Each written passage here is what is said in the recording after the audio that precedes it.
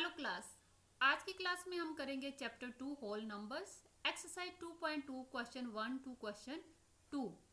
Previous class में हमने किया था प्रॉपर्टीज ऑफ होल नंबर्स। यदि आपने उस क्लास को अटेंड नहीं किया है तो प्लेलिस्ट में जाकर आप उस वीडियो को देख सकते हो। उसमें प्रॉपर्टीज ऑफ होल नंबर्स को अच्छे ढंग से एक्सप्लेन किया गया है। चलिए मूव करते हैं आगे और एक्सरसाइज को स्टार्ट करते हैं। Exercise 2.2 question number 1, find the sum by suitable rearrangement. हम इनको प्लस करना है। इस प्लस को देखकर आपको लग रहा है कि इट्स टू इजी, छोटी क्लासेस से करते हैं, बट इन 6th क्लास आपको थोड़ा सा इसको रीअरेंज करना है। तो आप इसको कैसे रीअरेंज करोगे? यहाँ पर आपने एक बात याद रखनी है, आप इनके लास्ट डिजिट्स को प्लस करोगे और जिन डिजिट्स को प्लस करके आपके पास 0 बन रहा है आप उनको ब्रैकेट्स में पुट कर दोगे, ब्रैकेट्स में रख दोगे। तो यहाँ पर जब मैंने 837 प्लस 363 के लास्ट डिजिट्स को प्लस किया तो मुझे 0 मिल रहा था, तो मैंने इन दोनों को ब्रैकेट में रखा, प्लस 208 को अलग रख दिया। अब हमारे पास सिंपल हो गया, ये इन दोनों को प्लस करके 1200 बन गया, प्लस 208 इनको हम सिंपली प्लस कर सकते हैं और हमें क्या मिल जाएगा? आंसर।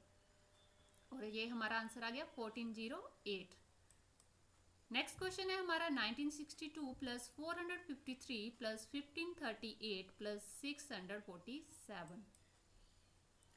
तो अब फिर से सेम वे आप हम अपनाएंगे। लास्ट के डिजिट्स को प्लस किया, यहाँ तो 5 बन रहा है, लास्ट के डिजिट्स को प्लस करके 8 को 2 में प्लस किया तो 0 बन रहा है, तो मैंने इन्हीं का पेयर बना दिया। ब्रैकेट में लिखा 1962 प्लस 1538 प्लस नेक्स्ट में पेयर किया 3 प्लस 7, हमारे पास 0 बन रहा है, तो इन दोनों को 453 प्लस 647। अब इन दोनों को प्लस किया तो बन गया 3500 प्लस 1100 इज इक्वल टू 4600। ये हमारा क्या आ गया? आंसर आ गया। तो ये हमारे पास क्या है, हमने सबसे पहले की थी क्लोजर प्रॉपर्टी और नेक्स्ट में की थी कॉम्यूटेटिव प्रॉपर्टी। तो यहाँ पर हम कॉम्यूटेटिव प्रॉपर्टी के अकॉर्डिंगली कर रहे हैं, मतलब डिजिट्स का ऑर्डर चेंज कर दे तो सेम ही आंसर आएगा। आंसर किस में आएगा? होल नंबर्स में आएगा आपका आंसर। नेक्स्ट मूव करते हैं। Find the product bye suitable rearrangement. पहले हमने प्लस किया, अब हम क्या करेंगे? प्रोडक्ट फाइंड करेंगे रीअरेंज नंबर्स को करके। तो हमारे पास क्वेश्चन है 2 मल्टीप्लाई 1768 मल्टीप्लाई 50। अब आपको यहाँ पर मैंने पिछले क्वेश्चन में बताया कि आपने 0 बनाने की कोशिश करनी है, तो आपको यहाँ पे सिंपली दिख रहा है कि यहाँ पर दिया हुआ है 50 मल्टीप्लाई 2, 52 ज़ा 100। तो हमने रीअरेंज कैसे करना है? 1768 मल्टीप्लाई 50 मल्टीप्लाई 2, इन दोनों को अलग से ब्रैकेट में पेयर कर लिया हमने। तो यहाँ पर हमारे पास बन गया 1768 मल्टीप्लाई 100। अब 100 से मल्टीप्लाई करना इजी है, 1 से मल्टीप्लाई किया इन डिजिट्स को, तो हमारे पास आ गया 1768 और 0 साथ में लिख दिया हमने। तो हमारी कैलकुलेशन क्या हो गई? बिल्कुल सिंपल हो गई। नेक्स्ट क्वेश्चन है 4 मल्टीप्लाई 166 मल्टीप्लाई 25। अब आपको पता है 25 4 जा क्या होता है? 100 होता है, तो इन दोनों का पेयर बना लेते हैं। तो ये आ गया 166 मल्टीप्लाई 25 को ब्रैकेट में लिखा, मल्टीप्लाई 4 से किया, ब्रैकेट क्लोज किया, तो ये आ गया हमारे पास 166 मल्टीप्लाई 100 और ये आ गया इज इक्वल टू 16600। और हमारा क्वेश्चन क्या बन गया? बिल्कुल सिंपल। नेक्स्ट क्वेश्चन है हमारा 8 मल्टीप्लाई 291 मल्टीप्लाई 125। अब आपको पता है 25 के टेबल में मोस्टली 0 ही बनती है, तो हमने फिर से इन्हीं को रीअरेंज करना है। मैंने लिखा यहाँ पर 291 मल्टीप्लाई 125 मल्टीप्लाई 8।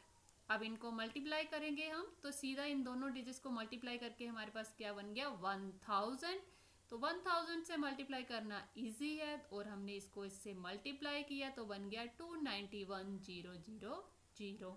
तो आपको शायद ये मेथड बहुत इजी लग रहा है, तो याद रखना है जो भी हमने प्रॉपर्टीज अभी तक पढ़ी हैं उन सब का यूज किया है हमारी कैलकुलेशन को इजी बनाना। नेक्स्ट है हमारे पास question D part 625 multiply 279 multiply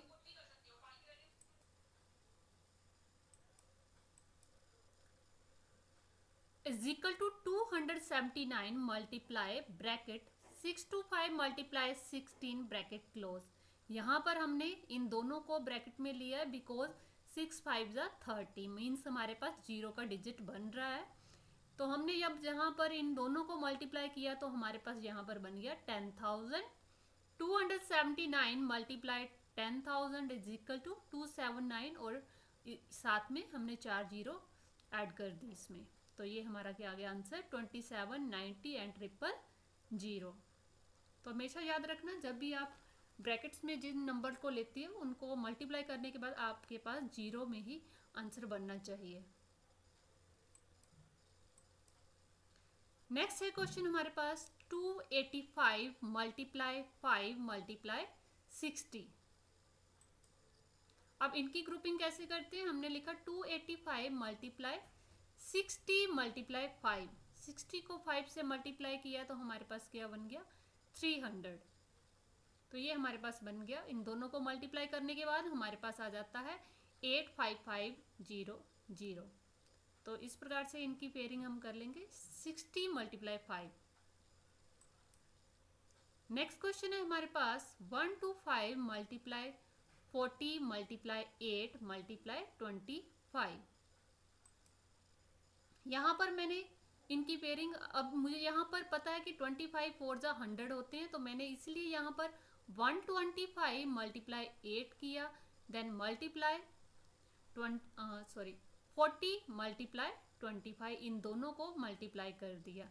तो जब मैंने 125 को मल्टीप्लाई किया 8 से तो हमारे पास आ गया 1000, देन मल्टीप्लिकेशन का साइन, और 40 मल्टीप्लाई 25 अगेन 1000। तो इनको मल्टीप्लाई करना और इजी हो गया और हमारे पास क्या आ गया 1 के साथ 6 0, 1 1 जा 1 और उसके साथ हमने काउंट करके कितनी जीरो लगा दी 6 जीरो लगा दी। इस प्रकार से हमने अपनी कैलकुलेशन को सिंपल बना लिया। अदरवाइज हम पहले 125 को 40 से मल्टीप्लाई करते, फिर 8 से करते, फिर 25 से करते। अब हमने यहाँ पर क्या किया, इनको कॉम्पिटेटिव प्रॉपर्टी के थ्रू ब्रैकेट्स में लिया। उनका ऑर्डर चेंज करने से आपको पता है मल्टीप्लिकेशन में या एडिशन में कोई कैलकुलेशन में फर्क नहीं पड़ता है।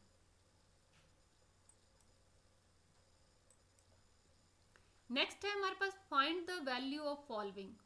ए पार्ट, क्वेश्चन पार्ट 3 का A part 297 multiply 17 plus 297 multiply 3।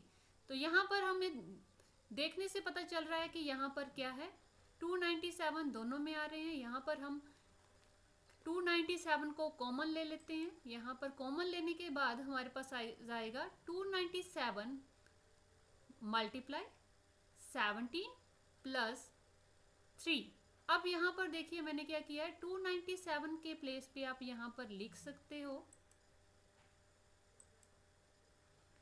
यहाँ पर जो 297 है इसके प्लेस पे यहाँ पर आप समझने के लिए लिख सकते हो कि यहाँ पर क्या रह जाएगा 1 रह जाएगा और यहाँ पर भी क्या रह जाएगा 1 रह जाएगा। तो 17 1 जा 17 एंड 3 1 जा 3, बिकॉज 297 को हमने बाहर कॉमन रख लिया है, अलग से लिख लिया है।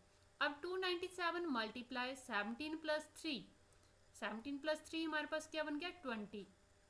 अब इन दोनों को जब हमने मल्टीप्लाई किया तो हमारे पास आंसर क्या बन गया 5840, 5840। तो इस प्रकार हमारी कैलकुलेशन क्या बन गई, सिंपल बन गई। नेक्स्ट क्वेश्चन है हमारे पास 54279। अब इसमें भी आपको दिख रहा है कि ये दोनों नंबर्स में कॉमन है, हमने इसको कॉमन लिया। मल्टीप्लाई 92 प्लस 8, इसको भी हमने कॉमन ले लिया। कॉमन मतलब जो चीज़ दोनों नंबर्स में कॉमन हो, साझी हो, तो इसको लिख लिया। अब इन दोनों डिजिट्स को प्लस किया, प्लस करने के बाद हमारे पास आ गया 100, और 100 से मल्टीप्लाई करना इजी है और इसके साथ हमने क्या लगा दी 2 जीरो लगा दी और नंबर लिख दिया। हमारा आंसर बन गया 5427900। नेक्स्ट वीडियो में हम करेंगे इसके next part. Please subscribe my channel. Video अच्छा लगे तो please like and share. Thank you for watching.